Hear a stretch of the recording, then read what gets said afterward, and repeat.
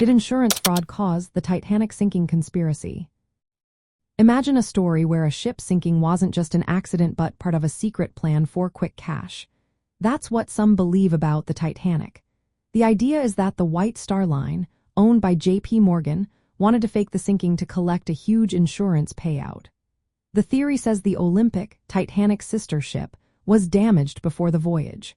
Some say the Olympic was swapped with the Titanic, which was then deliberately sunk. The damaged Olympic was disguised as Titanic, and the real Titanic was quietly scrapped or left unused. According to this story, the White Star Line increased the Titanic's insurance just days before it sailed.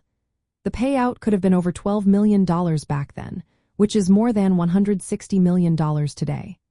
The plan was that sinking the Olympic, pretending it was Titanic, would help the company get rid of a costly ship and make a big profit. J.P. Morgan, who controlled the company, was said to be behind this scheme.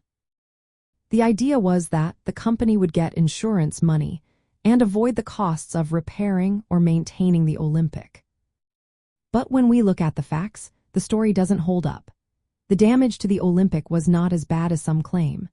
The ships had clear differences that would make swapping them very difficult. Records show that the White Star Line ships were actually underinsured, not overinsured, which doesn't fit the motive for insurance fraud.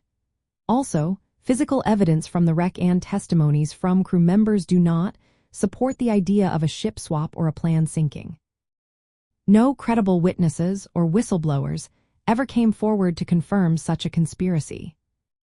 In stories about secret societies and hidden agendas, this Titanic insurance fraud idea fits into a pattern of tales about powerful elites hiding the truth. It plays on the idea that some of history's biggest disasters might have been caused by secret plans for profit. While it's a popular story in books and online forums, most historians agree there's no solid proof.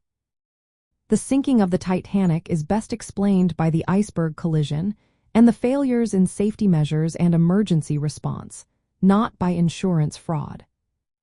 This conspiracy theory shows how people are often drawn to the idea that there's more to tragic events than meets the eye.